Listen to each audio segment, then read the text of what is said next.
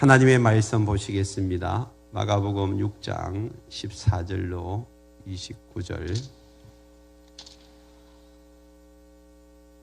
마가복음 6장 14절로 29절. 좀 긴 본문이지만 한 절씩 교독하겠습니다. 이에 예수의 이름이 드러난지라 헤롯 왕이 듣고 이르되 이는 세례 요한이 죽은 자 가운데서 살아났도다. 그러므로 이런 능력이 그 속에서 일어나느니라 하고, 어떤 이는 그가 엘리야라 하고 또 어떤 이는 그가 선지자니 옛 선지자 중에 하나와 같다 하되, 헤롯은 듣고 이르되 내가 목벤 요한 그가 살아났다 하더라. 전에 헤롯이 자기가 동생 빌립의 아내 헤로디아에게 장가든 고로 이 여자를 위하여 사람을 보내어 요한을 잡아 옥에 가두었으니, 이는 요한이 헤롯에게 말하되 동생의 아내를 취한 것이 옳지 않다 하였음이라. 헤로디아가 요한을 원수로 여겨 죽이고자 하였으되 하지 못한 것은, 헤롯이 요한을 어렵고 거룩한 사람으로 알고 두려워하여 보호하며 또 그의 말을 들을 때에 크게 번민을 하면서도 달갑게 들음이르라. 마침 기회가 좋은 날이 왔으니 곧 헤롯이 자기 생일에 대신들과 천부장들과 갈릴리의 귀인들로 더불어 잔치할세. 헤로디아의 딸이 친히 들어와 춤을 추어 헤롯과 그와 함께 앉은 자들을 기쁘게 한지라. 왕이 그 소녀에게 이르되 무엇이든지 내가 원하는 것을 내게 구하라 내가 주리라 하고, 또 맹세하기를 무엇이든지 내가 내게 구하면 내 나라의 절반까지라도 주리라 하거늘, 그가 나가서 그 어머니에게 말하되 내가 무엇을 구하리까? 그 어머니가 이르되 세례 요한의 머리를 구하라 하니, 그가 곧 왕에게 급히 들어가 구하여 이르되 세례 요한의 머리를 소반에 얹어 곧 내게 주기를 원하옵나이다 하니, 왕이 심히 건심하나 자기가 맹세한 것과 그 앉은 자들로 인하여 그를 거절할 수 없는지라. 왕이 그 시병 하나를 보내어 요한의 머리를 가져오라 명하니 그 사람이 나가 옥에서 요한을 목베어 그 머리를 소반에 얹어다가 소녀에게 주니 소녀가 이것을 그 어머니에게 주니라. 요한의 제자들이 들고 와서 시체를 가져다가 장사하니라. 아멘. 오늘 이 말씀을 가지고 예수의 이름을 드러낸 사람, 예수의 이름을 드러낸 사람이라는 제목으로 함께 말씀을 나누겠습니다. 한번 외칠까요? 기도하면 하나님이 하나님을, 기도하면 하나님이 하나님을 같이 할까요? 기도하면 됩니다. 하나님이 하십니다. 하나님을 믿습니다. 할렐루야. 예, 자다가도 이 생각이 나야 돼요. 기도하면 됩니다. 하나님이 하십니다. 하나님을 믿습니다. 이게 자다가도 벌떡벌떡 생각날 정도로 자꾸 여러분 외치셔야 돼요. 여러분, 이것이 내 삶의 응답이 아주 중요한 원리예요. 원리. 저는 이 세 구절을 하나님 기도하면서 주셨어요. 기도하면서. 그래서 이 큰 성전을 짓기 전에 하나님 주시고 또 지으시면서 하나님 마지막 걸 주셨어요. 그래서 저는 믿습니다. 하나님이 우리의 삶에 기도할 때 하나님이 응답하시는 것을 여러분들이 실제적으로 경험하셔야 돼요. 신앙생활은 우려먹는 그런 당이 아니에요. 과거의 어떤 당을 재탕 삼탕하는 게 아니고요. 하나님 주신 새로운 은혜를 지금 새롭게 다리는 거예요. 그래서 과거는 중요한 게 아니에요. 예수 안에 들어오면 이전 것은 지나갔으니 보라 새 것이 되었도다. 할렐루야. 그러니까 지금 현재 우리의 신앙은 지금이에요. 지금. 그래서 지금부터 시작하시면 돼요. 그래서 성경에 보면요, 늦게 출발하는 사람들이 더 빨리 달릴 수 있다 그랬어요. 더 빨리. 응? 그러니까 걱정하지 마세요. 지금 출발하면 돼요. 지금 신앙생활을 시작하시면 지금부터 어떻게 하느냐에 따라서 여러분 모든 것이 다 만회가 되어지고 회복이 되어질 수 있어요. 이전 것은 지나가 버리고 이제 주님 안에서 이렇게 고백하면 지난날의 모든 죄와 허물은 다 없어지는 거예요. 그래서 과거를 가지고 더 이상 여러분 신경 쓰지 마세요. 그것 때문에 묶여가지고 눌려있고 사로잡혀있고 힘들어하는 사람들이 너무 많아요. 예수를 믿고 나면 과거는 딱 청산되어지는 거예요. 없어지는 거예요. 없어지는 거예요. 그래서 과거에 눌려가지고 묶여있고 사로잡혀 있으면요, 한 치 앞도 나가지 못하고 그 과거 때문에 현재도 망쳐버리고 미래는 없어요. 이 과거의 끈을 다 끊어버려야 돼요. 예수를 믿고 나면. 아멘입니까? 아멘, 이것밖에 안 되네요. 아멘입니까? 예수를 믿고 나면 과거를 끊어버리시길 바랍니다. 과거를 끊어버려요.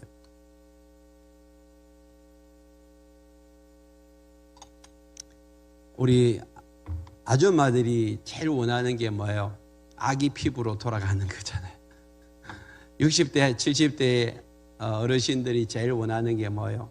10대, 20대 청소년, 청년기로 돌아가기를 원하잖아요. 그런 일은 한평생 일어나지 않습니다. 꿈을 깨시고 지금 여러분들에게 일어날 수 있는 일은요, 예수 안으로 들어가기 때문에 영혼의 새로운 삶이 시작되는 거예요. 그래서 영혼의 이 어린 살처럼, 여러분 또 영혼의 청춘처럼 우리는 살아갈 수가 있습니다. 그게 걱정하지 마시고 이제부터 시작하시면 돼요. 자, 오늘 본문은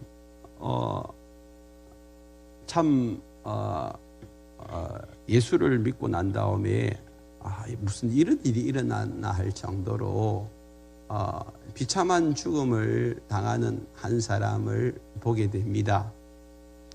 그 사람이 세례 요한인데, 세례를 외치다가, 회개하라 세례를 외치다가 결국에는 지금 감옥에 갇혀가지고 목베어 죽임을 당하는 그런 일이 지금 일어나고 있어요. 자, 예수를 믿고 난 다음에 목베어 죽임을 당한다, 그것이 우리의 인생의 끝이다 라고 그렇게 이제 이야기를 하니까, 당신 예수 믿으라고 하면 한 사람도 예수 안 믿을 거예요. 그 여기도 이제 여러분 끝은 세례 요한처럼 감옥에 갇히고 목베어 죽임을 당한다. 그러니까 열심히 예수 신앙생활 하세요. 그러면 아마 다 도망갈 거예요. 걱정하지 마세요. 여러분들은 목베어 죽임을 당하지 않습니다. 여러분하고 세례 요한하고 비교가 안 돼요. 그러니까 여러분 세례 요한 아니니까 걱정하지 마세요. 여러분들은 목베어가지고 감옥에 들어가서 죽임을 당하고 이런 일이 한평생 아마 거의 일어날 확률이 별로 없을 거예요. 그죠? 0.1%도 안 돼요. 걱정하지 마시고, 지금 세례 요한이 왜 이렇게 죽임을 당하는지 이제 우리가 한번 살펴보고, 이제 이렇게 죽임을 당한 세례 요한이라 할지라도 예수님이 평가할 때는 어떻게 평가를 하시냐면, 마태복음 11장 11절 보십시다. 같이 읽어볼까요? 내가 진실로 너희에게 이르노니 여자가 낳은 자 중에 세례 요한보다 큰 이가 일어남이 없도다 그랬어요. 그럼 지금 현재 이 땅에서 예수님을 믿고 따르는 또 백성들뿐만 아니라 이 땅의 모든 사람들 통칭해서 누가 제일 크다고요? 세례 요한이 제일 크다 했어요. 내가 지금까지 세례 요한보다 큰 사람을 본 자가 없다. 근데 그 다음을 보세요. 그러나 천국에서는 극히 작은 자라도 그보다 크니라. 그러면 여러분들은 세례 요한을 능가하지 못하는데 이 땅에서는 능가하지 못해. 그러나 천국 가면 세례 요한을 능가할 수 있다. 무엇으로 능가할 수 있을까요? 오늘 잘 여러분 귀담아 들으시면 그것을 알게 돼요. 왜 예수님이 지금 참수행을 당했잖아요, 감옥에서.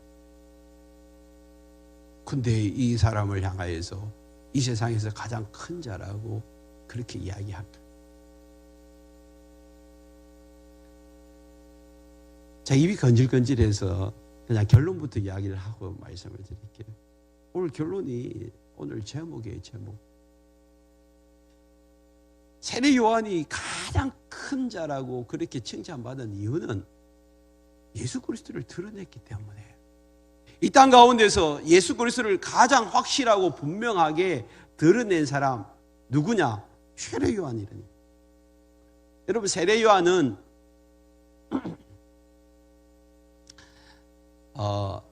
구약 성경에서 마지막 선지자가 누구예요? 그럼 너무 어려운 질문이라서, 그러면 구약 성경에서 제일 마지막 책이 뭐예요? 그렇죠, 말라기죠. 그 말라기가 이제 구약에서 제일 마지막 선지자이면서 마지막 책이에요. 창세기부터 요한계시록까지 나올 중에 이제 구약과 신약이 있잖아요. 그 신약을 이어가기 위해서 구약에서 이제 마지막으로 이제 나오는 그 책이 말라기인데, 말라기는 말라기 사람이에요. 오늘 제가 더 쉽게 하는 거는 오늘 처음 오신 분이 계셔가지고 그래. 처음 오신 분이 이렇게 성경을 잘 모르잖아요. 그래서 잘 아시는 분들은 이해를 하시고 들으셔요. 말라기 성경에, 구약 성경에 말라기서가 말라기 선지자를 이야기하는 거예요. 말라기 선지자가 마지막 그 4장에 보면 이제 앞으로 이제 엘리야 선지자가 다시 올 거라고 예언을 하고 끝내요. 말라기 4장에서. 그러고 난 다음에 400년 동안 선지자가 없어요. 예수님이 오실 때까지 거의 400년이 이제 지금 지구의 그런 역사에 보면 BC 400년 전에 이제 말라기 선지자가 이야기하고, 그 다음에 딱 등장한 사람이, 선지자로 등장한 사람이 누구냐? 그 사람이 세례 요한이에요.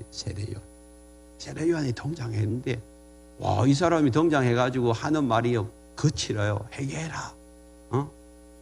너 그렇지 않으면 망한다. 이런 이야기를 하는 거예요. 근데 사람들이 오늘 한국 교회 그러잖아요. 너 회개해라. 죄 지으면 망한다. 지옥 간다. 그리 살다가는 너 천국 가는 게 아니라 지옥 간다. 맨날 그 소리만 하면 아마 듣기 싫어가지고 교회 안 올 거예요. 근데 세례 요한은 성전도 아니고 저 광야에서 이제 외치기 시작합니다. 회개해라. 또 그래서 그렇게 회개 안 하고 살면 망한다. 근데 사람들이 막 몰려가기 시작해요. 큰 부흥이 일어나기. 성전은 텅텅 비는데 저 광야에 들판에서 외치는 그 광야에 이 외치는 소리에 사람들이 막 몰려가. 그건 뭐 심지어는 뭐 그냥 바리새인들, 제사장들까지, 그런 사람들까지 다 몰려가기 시작. 놀라운 부흥이 일어나고 있어요. 그 사람 때문에.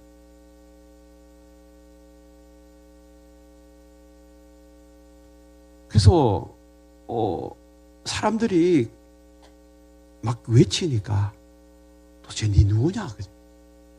네 누구냐? 네가 우리가 그토록 기다리던 메시아 그리스도냐? 아니면 말라기 선지자가 예언한 그 엘리야냐? 도대체 네가 누구냐?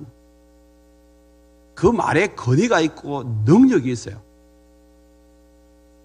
저처럼 부족한 사람이 이야기하면 별로 뭐 사람 소리로 들리겠지만, 그 세례 요한이 선포하는 말 한마디 한마디가 그냥 생명의 언어로서 사람을 뒤집어 놓는 거예요. 그래서 사람들마다 그냥 회개하고, 그냥 마치 우리 나라에 1907년도에 평양 대부흥이 일어났듯이 그곳에서 그냥 자기 죄를 안고 떼굴떼굴 구르고, 그리고 회개하고 난 다음에 우리 어떻게 해야 되냐고, 그냥 와서 이제 세례받고 제대로 예수를 믿으라고, 하나님을 섬기라고, 그런 일들이 막 일어나는, 막 부흥운동이 일어나는.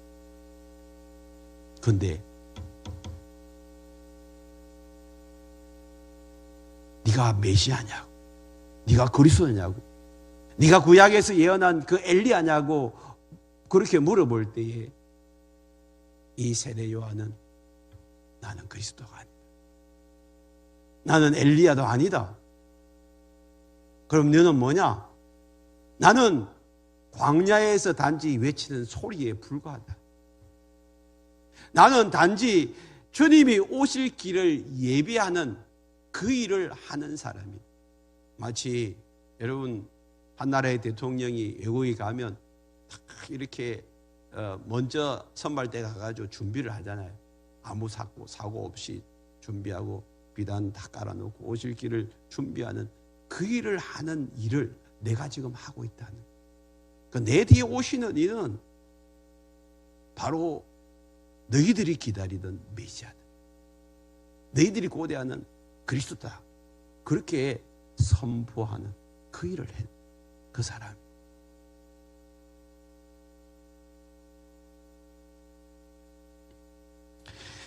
그렇게 수많은 사람들이 몰려와서 세례요한 앞에서 세례를 받고 있으니까 여러분, 헤롯 두려워하지 않을 수가 없어요. 여러분, 헤롯은 자기 아버지 헤롯에게서 물려받은 왕이잖아요. 그는 그냥 주어진 권위예요. 주어진 권위는 별로 힘이 없어요. 자기 아버지 헤롯은 대헤롯이라고 하잖아요. 그 헤롯은 누구냐 하면, 이제 여러분 누가복음에 보면 예수님이 태어날 당시 그때의 헤롯이 그 전 이스라엘을 통치하고 있었죠.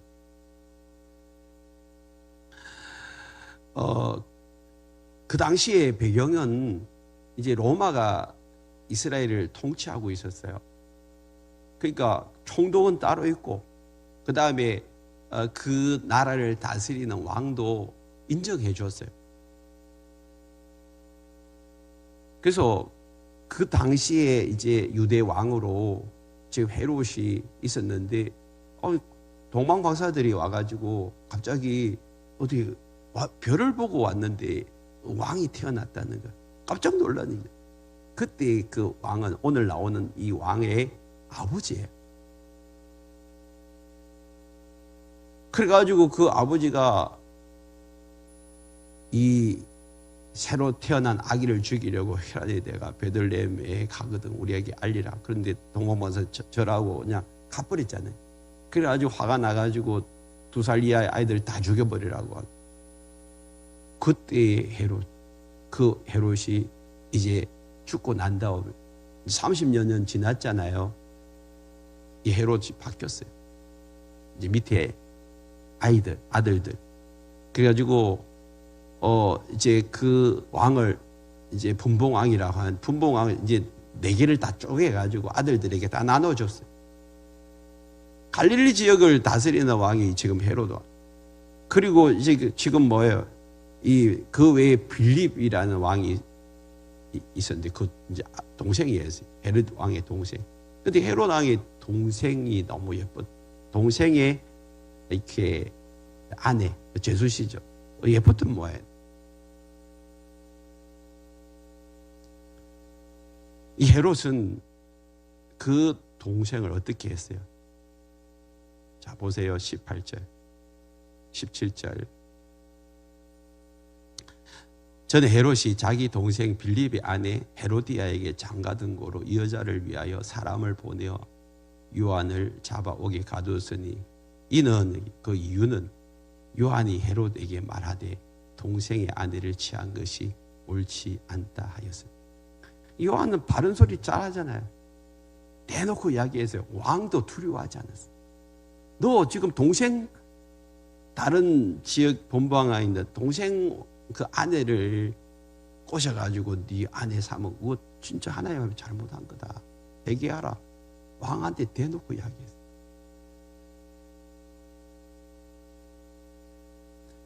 그러니까 이제 아들 헤롯이 지금 이런 극악무도한 짓을 하고 있잖아요. 세상에는요, 왕으로 태어나는 그런 사람도 있고 또 그렇지 않은 사람들도 있어요. 옛날에는 신분사회가 왕의 자식으로 태어나면 또 다음에 왕이 되는 거. 그 다음에 제사장의 아들로 태어나면 제사장이 되는 거예요. 천민의 아들로 태어나면 천민이 되는 거예요. 예수님은 목수의 아들로 태어났기 때문에 예수님도 목수였어요. 그런데 요한은 제사장의 아들이었어요. 제사장도 괜찮았어요. 그 당시에 종교 지도자리. 그래서 신분이 보장되어졌고 그가 태어나면 또 제사장으로서 지위를 누리게 돼요. 그래서 모든 게 다 보장되어지는, 신분도 괜찮고요. 또 사람들에게 존경을 받는 그런 위치에 있는 사람이 제사장이에요. 그래서 세례 요한은 원래 제사장 아들로 태어났어요. 둘 다 주어진 그런 권위를 가지고 태어났는데 지금 세례 요한은 주어진 권위를 박차고 나갔어요. 어디로? 해외로 간 게 아니고 광야로 가서 광야로 가가지고 거기서 홀로 하나님과 독대하면서 메뚜기와 석청 험한 양식을 먹으면서, 여러분 그곳에서 광인처럼 산 게 아니라 그곳에서 하나님을 깊이 알아가는 거예요. 자라면서 말씀을 묵상하고 하나님의 말씀이 어떠한가를 상고하고 도대체 내가 어떻게 살아야 되고 무엇을 해야 될지 그 광야에서 다시 깨닫고, 하나님께서 주시는 성령의 기름 부으심과 하나님이 주시는 그런 권위를, 진정한 권위를 여러분 받고 이제 세상 가운데 등장하게 돼요.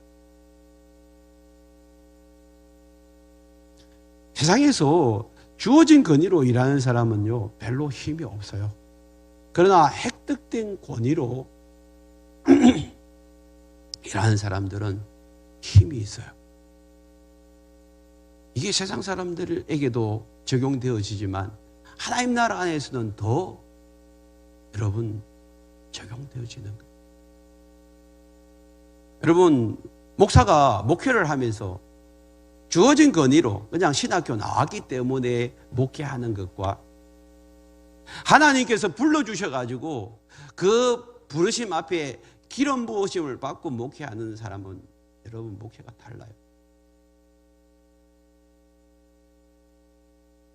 여러분 우리가 이 땅 가운데서 그냥 예수 믿는 집안에서 나도 예수를 믿고 그냥 교회 생활하는 사람과 진짜 예수 안에 들어와서 예수를 만나서 신앙생활하는 사람은 다르다니까요.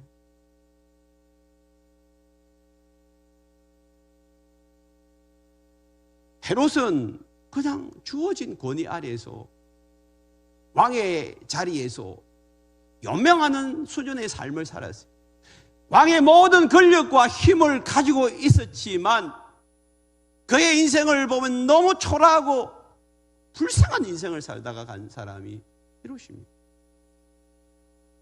왜 그랬을까요?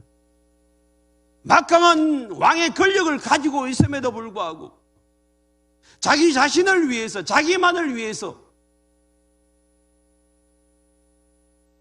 자기의 만족과 쾌락과 자기의 유익만을 위해서 살다 간 사람이 헤롯입니다. 엄연히 자기 아내가 있음에도 불구하고 육체적인 쾌락에 눈이 멀어가지고 동생 아내를 뺏어오는 정욕적이고 자기중심적인 삶을 살고 있는 모습, 이것이 헤롯이죠. 여러분 오늘날 세상 사람들을 보십시오. 수많은 사람들이 자기 욕심을 채우는데 그 권력을 사용하고 자기의 가진 것을 사용하고 있는 것을 봅니다. 거짓 평안에 만족하려고 하는 사람들이 너무 많습니다. 하나님이 우리에게 주신 것으로 만족하지 아니하고 좀 더 많이 가지고 좀 더 누리고 좀 더 높은 지위를 차지하려고 안달입니다. 아니, 여러분들에게 주신 그 지금 지위와 여러분 주신 그 물질을 충분히 여러분 썩어도 남음이 있는데 무엇 때문에 100억을 가지면 더 가지고 싶고 나는 더 부족하다고. 우리나라의 최고 그룹의 회장이 지금 돌아가셨지만 아직도 나는 배가 고프다고. 지금 이 정도로 죄송합니다. 이 정도로 만족하지 못합니까? 라고 할 때, 나는 더 배가 고프다고, 더 배가 고프다고, 더 찾아야 된다고. 그게 세상 사람들의 속성이에요. 여러분, 우리나라에서 제일 못 사는 집에 가 보시고, 지금 저 아프리카의 빈민국의 중산층에 가 보세요. 누가 더 잘 사는지, 누가 더 혜택을 누리고 있는지.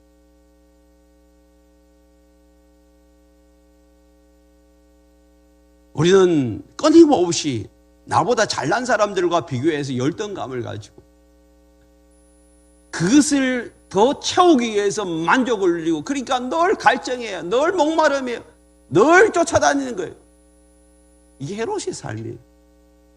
헤롯이 뭐가 부족해가지고 자기 동생 아내를 뺏어오냔 말이에요. 여러분, 가만히 보세요. 사람들은 계속해서 자기의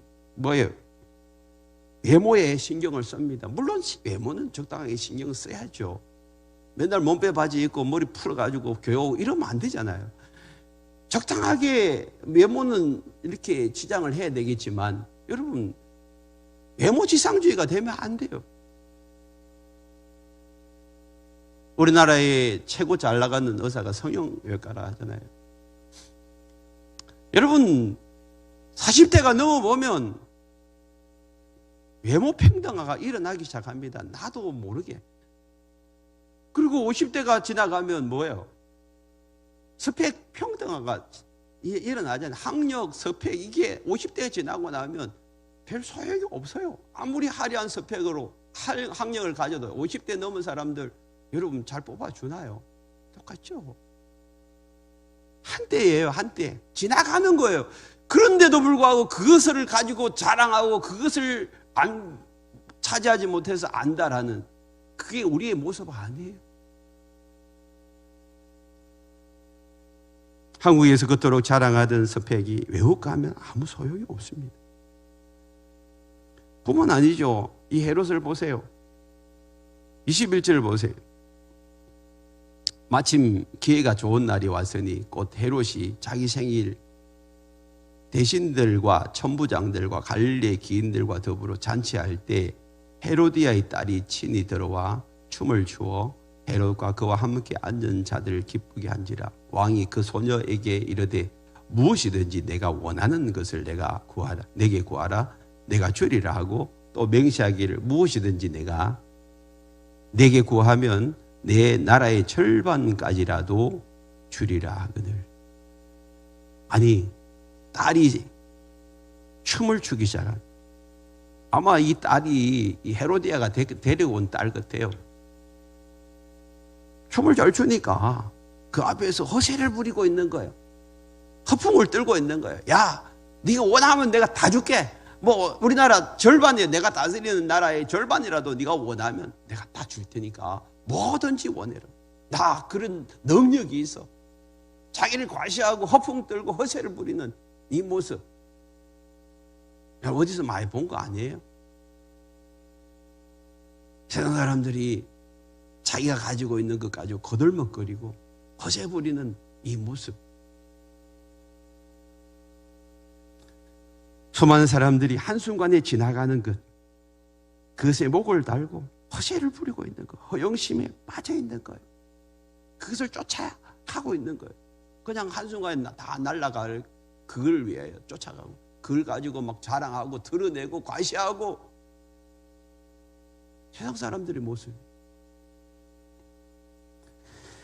여러분, 우리가 정말 진정한 삶의 목적과 의미를 발견하지 못하면 이런 삶을 살다가 인생 끝나는 거예요.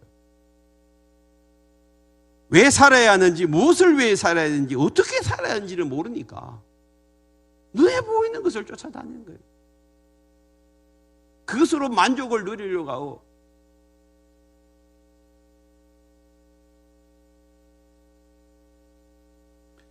호의호식하고 높은 지혜에 올라가고 이 땅 가운데서 그냥 모든 것을 가지려고 하는, 그리고 난 다음에 허세를 부리는 이 모습, 이것이 헤롯에게서 나타나는 거예요.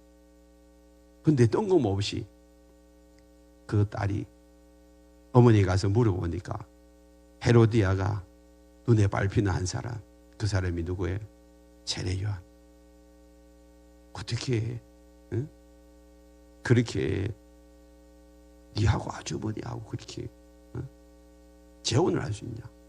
그러면서 헤롯이 이야기한 거에 너무 싫은 거예요. 그래서 세례 요한 머리 좀 잘라가지고 받아온다고. 여러분, 인간으로서 이런 일을 딸에게 시킬 수 있나요? 여러분, 사람이 악해지려면 여러분 얼마나 악해지는지 몰라요. 오늘 여러분 가정에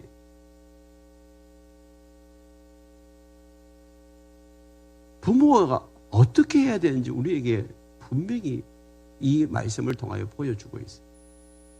만약에 이제 헤로디아 딸이 가가지고 이제 이야기를 했어요.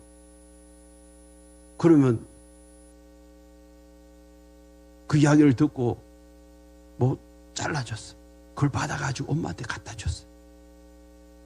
이 일을 이렇게 따라한 이 딸이 한평생 룰랄라고 살았겠어요. 그 역시도 하나님의 선지자로서 능력의 종으로 지금 서 있는 요한이 겁이 났을 텐데, 그 일을 수행한 그 딸이 한평생 죄책감에 눌려 살지 않겠어요? 얼마나 괴롭고 힘들었겠어요. 자기가 원하는 것도 아니고 엄마가 그렇게 하라고 했어요. 여러분, 우리가 툭툭 내뱉는 말들, 자녀에게 시키는 일들이 정말 그 자녀를 죽이는 것인지 살리는 것인지를 한번 생각해 봐야 해요. 여러분, 우리가 세상의 가치관에 물들어 가지고 우리가 말하는 것들이 세상의 가치관대로 말하고 행동할 때 그 자녀가 넘어지고 자빠질 때가 많이 있어요. 우리는 아무 생각 없이 내 감정에, 내 기분에, 내 생각에 내가 하고 싶은 대로 하지만 그것을 받고 듣고 행하는 자녀들에 있어서 그 영혼이 어떻게 되어지는지를 가만히 보세요. 그것을 의미해서 가정교육은 중요해요. 내가 살아온 삶의 흔적들이 고스란히 자녀들에게 남아있어요. 그래서 여러분, 가정은 참 중요한 곳이에요. 자녀들에게 여러분 얼마나 선한 영향력을 미칠지 악한 영향력을 미칠지는 여러분들이 보셔야 돼요.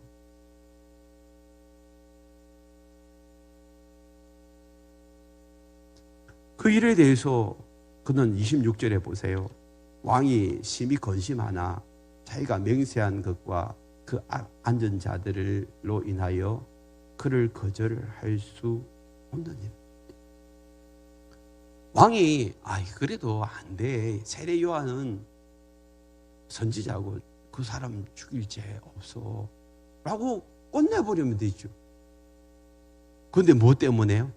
그게 앉아있는 자들로 인하여 자기 체면과 그 사람을 의식하는 사람을 의식하는 그것 때문에 거절 안 하고 그냥 죽여버렸어요. 그러고 난 다음에 그가 어떤 삶을 살았어요? 예수의 소문이 들리니까 헤롯 왕이 살아났지 않냐? 내가 죽인 그 요한이 다시 살아난 거 아니냐? 노이로제 걸린 거예요. 노이로제.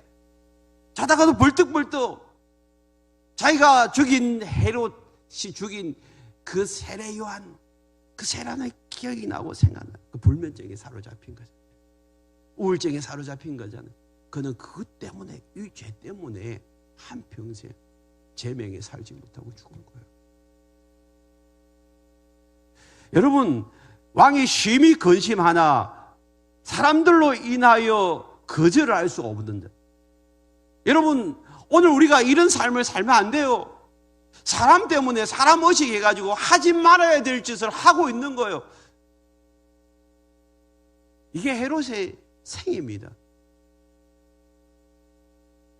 그에 반해서 여러분, 세례 요한은 어땠어요?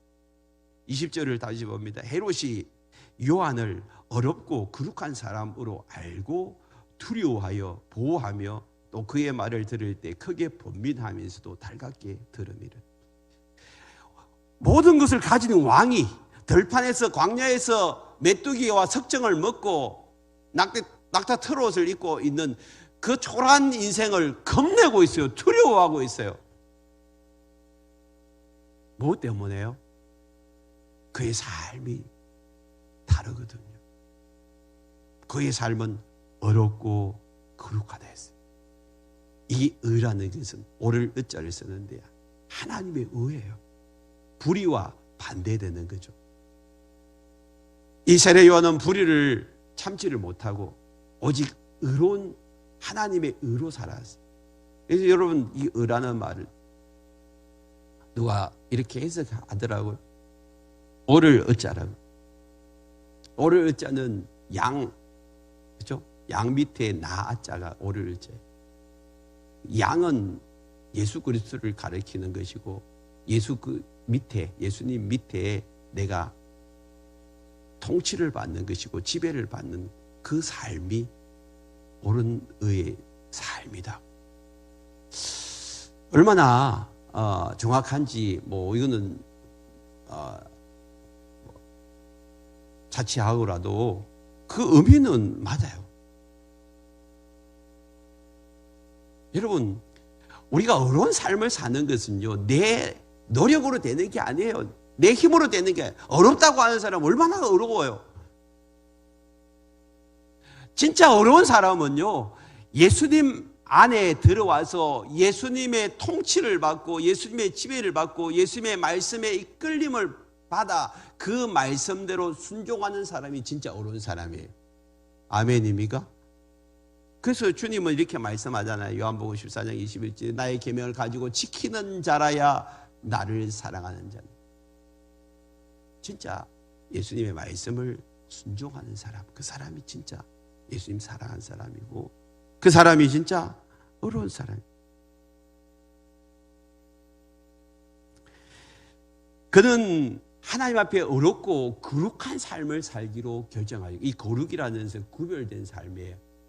구별된 삶. 그래서 그가 원래 제사장이었어요. 제사장으로서 성전에서 제사 일을 맡아서 그대로 살았더라면 일반 제사장들과 똑같은, 그래서 나중에 예수님을 죽이는데 앞장서는 그런 사람이 되었을 거예요. 그런데 그렇지 않았어요. 그는 스가랴의 이 반열에서 제사장의 아들로 태어났지만 일찍이 그는 광야로 나갔어요. 구별된 삶을 살기 시작합니다. 하나님 말씀대로 순종하고 살기 시작합니다. 하나님 철저히 그를 구별시켰어요. 그러고 난 다음에 혜성같이 등장해서 말씀을 외치기 시작하니까, 그가 깨달은 바를 외치기 시작하니까 사람들이 구름대같이 몰려오기 시작하는 거죠. 그러고 난 다음에 예수님이 등장하는 거예요. 진짜 주인공이 등장한 거예요. 예수님이 등장하고 난 다음에 헤롯이, 이제 요한이 한 일은 뭘까요? 슬그머니 이제 자기의 자리를 비껴주는 거예요. 사람들이 막 몰려오기 시작하는데 그때 예수님이 등장하고 또 예수님이 그 일을 회개하라 회개하는 복음을 전하기 시작할 때 예수님에게 나아갑니다. 그때 그가 예수님을 향하여 하나님의 어린 양이라고, 그리고 제자들에게 저 사람이 진짜 메시아라고 요한복음 1장에서 말씀하고 있어요. 저 사람이 내 뒤에 올 사람, 내가 이야기했는데 그 사람이 저 사람이라고. 그러고 난 다음에 나는 저 사람의 신발끈도 풀기가 감당하지 못할 정도로 비천한 자라고. 그러면서 예수님을 높여드리기 시작해. 높여드리기 시작. 뿐만 아니죠. 요한복음 3장 30절에 보면 그는 흥하여야 하겠고 나는 쇠하여야 하랴.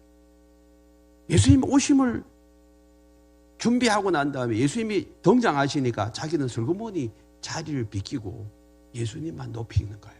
예수님만 드러내신다. 여러분, 이 사람을 향해서 예수님은 이 땅 가운데에서 태어난 사람들 중에 가장 큰 자라고. 오늘 여러분 인생에서, 여러분 삶에서 여러분 자신이 헤롯처럼 등장하기를 원합니까? 여러분 인생에서 여러분 자신만을 위해서 온갖 수단과 방법을 동원해가 자기의 쾌락과 만족과 이 땅에서 욕망을 즐기다가 살기를 원하십니까? 그렇지 않다면 세례 요한처럼 예수님을 준비하고 오실 길을 다 준비한 다음 예수님이 등장하니까 슬그머니 뒤로 빠지고 결국에는 감옥에서 죽임을 당한, 자기는 아무것도 아니고 나는 새해야 되고 예수님만 높임 받기를 원하는 사람입니까? 여러분, 천국에서 가장 큰 자는 예수님을 높이는 자인 줄 믿습니다. 하나님 나라를 살아가는 저와 여러분은 지금 이 땅 가운데서 천국을 사는 자들이에요. 이제 예수 안으로 들어온 사람들은 천국을 사는 사람인데 그걸 우리가 어떻게 살아야 될까요?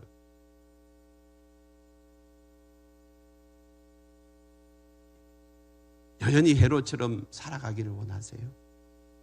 모든 수단과 방법을 통해서 내 욕망, 내 육신의 안일, 내 쾌락, 가만히 있어도 그렇게 살 수 있는데 그것을 더 끌고 먹으려고 동생 아내까지 다 취하고, 그 정도라면 얼마나 여러분 못된 짓을 많이 했겠어요.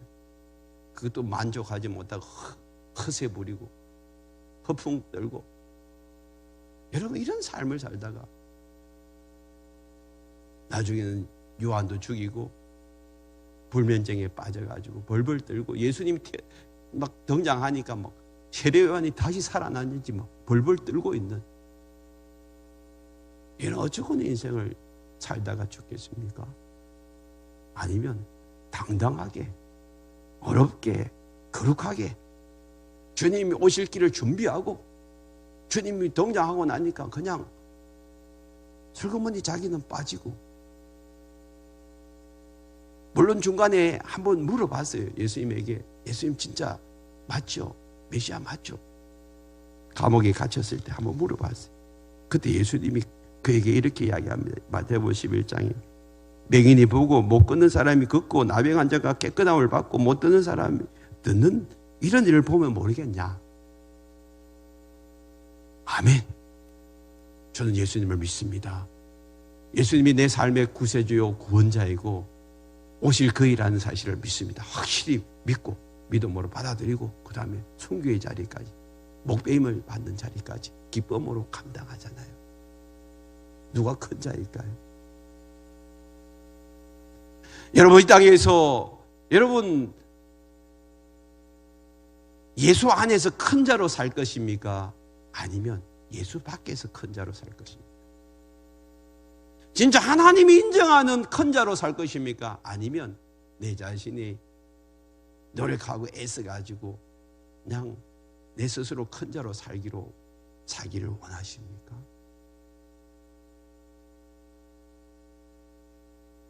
우리의 남은 생에 한번 돌아보십시다. 한 번밖에 없는 인생을 살아가면서 여러분 어떤 인생을 살기를 원하세요? 정말 예수님이 인정하시고 하나님 나라에서 큰 자가 되기를 원하면 성경은 이렇게 가르쳐주고 있습니다. 갈라디아서 2장 20절에 내가 그리스도와 함께 십자가에 못 박혀야 된다. 내가 죽고 나면 이전 것은 사라져버려요. 그러면 예수 안으로 들어오게 돼요. 그러고 난 다음에 이제 내가 사는 것은 하면 새 생명을 주세요. 예수님 안으로 들어오면 새 생명을 주세요. 새로운 삶이 시작되는 거예요. 과거는 지나가 버리는 거예요. 새로운 피조물로 바뀌어지고 난 다음에 예수님과 함께 동행하고 이제 내가 사는 것은 나를 사랑하사 나를 위하여 자기 자신을 버리신 누구예요? 예수님이잖아요. 여러분을 위해서 십자가에서 자신을 버리시고 여러분 구원하시기 위하여 기다리고 계신 그분 앞에 내 삶을 드리면 주님이 우리와 함께 동행하시고 이제는 내가 삶의 목적과 의미와 내가 어떻게 살아야 될지를 가르쳐 주는 거예요. 그런 자들에게 주님은 이렇게 말씀하세요. 에베소서 5장 8절 9절에 너희는 전에는 어둠이었다. 이제는 예수 안에서 빛이라. 빛의 자녀들처럼 행하라. 그 빛의 자녀들은 열매를 맺는데 착함과 어려움과 진실합니다. 이 어려움이라는 것은 아까도 이야기했죠. 예수 그리스도 안에 통치를 받는 거예요. 내 말과 행동이 이제는 내 생각대로 내 감정대로 내 뜻대로 사는 것이 아니고 내 육신의 욕망대로 사는 것이 아니고 오직 예수 그리스도 안에서 주시는 참된 삶의 의미와 목적을 따라서 살아가는 삶. 그래서 나는 죽고 내 안에 예수 그리스도만 드러내고 예수의 빛을 드러내는 참된 믿음의 사람으로서 삶을 살게 해주십니다. 오늘 우리의 삶을 돌아보시고 온전히 이제는 남은 생에 주님을 기쁘시게 하는 주님을 드러내는 우리 남은 생에 되기를 축복합니다. 찬양하십시다.